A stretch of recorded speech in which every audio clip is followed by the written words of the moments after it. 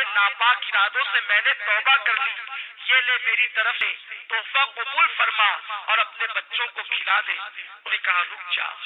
پھر سجدہ کیا اور کہتی ہے اے اللہ، یہ نوجوان اگر اپنے قول میں سچا ہے، یہ اگر صحیح کہتا ہے تو یہ تیری بندی تیری بارگاہ میں دعا کرتی ہے کہ تو اس پر دنیا کی آگ بھی حرام کر دے اور جہنم کی آگ بھی حرام کر دے۔ وہ نوجوان کہتا ہے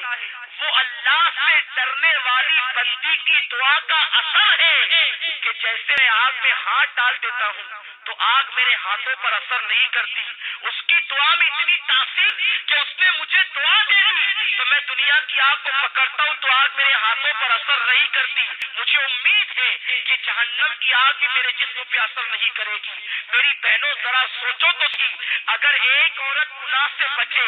ایک عورت اگر برائی سے بچے تو اس کی دعا میں اتنی تاثیر پیدا ہو جائے کہ اگر وہ کسی کے لیے دعا کرے کہ تیرے ہاتھ پر دنیا کی آگ اثر نہ کرے تو دنیا کی آگ اسے جلا نہیں سکتی، تو خود اس بندی کے وجود کا عالم کیا ہوگا، خود اس بندی کی شان و شوکت کا عالم کیا ہوگا۔ تو میری بہنوں تم اپنے مقام کو پہچانو، تم نبی کی امتی ہو، تم سرکار کی کنیز ہو، تم سیدہ فاطمہ کے نقش قدم پر چلنے کے لیے پیدا کی گئی ہو۔ اپنی عصمت و آبرو کو سمجھو اور اپنی آبرو کا سودا نہ کرو۔ اور چلتے چلتے آخری بات بتا دوں،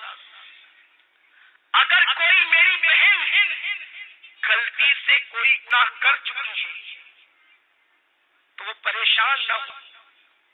آج بھی توبہ کا دروازہ کھلا ہوا ہے، صدق دل سے توبہ کر لو۔ ابھی تھوڑی دیر کے بعد یہاں پر دعا ہوگی، ذکر ہوگا، اس میں تحاسن بہا کے توبہ کر لو، اللہ تمہاری توبہ کو قبول فرما لے گا۔ میرے آقا فرماتے ہیں التائب من الذنب کمن لا ذنب له، کہ گناہ سے توبہ کرنے والا ایسا ہے جیسے اسے گناہ کیا ہی نہیں۔ اور اللہ فرماتا ہے واللہ یحب التوابین،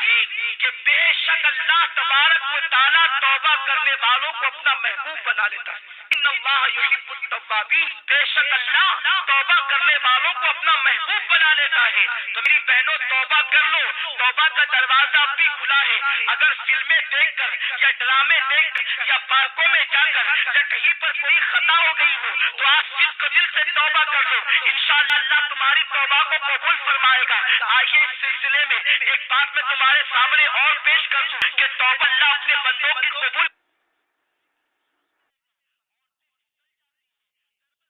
عورتوں کی نہیں ہے، اس لیے کہ یہ بیچاری ناقص العقل ہے، بہت جلدی کسی کے پھندے میں آ جاتی ہے، بہت جلدی کوئی انہیں استعمال کر جاتا ہے، بہت جلدی کوئی انہیں یوز کر لیتا ہے۔ مگر میری بہنوں میری بات کا برا نہ ماننا، میں تمہارے نبی کا نواسا اور تمہارا چھوٹا سا بھائی ہوں، میں تمہاری خیر خواہی کے لیے یہ باتیں عرض کر رہا ہوں۔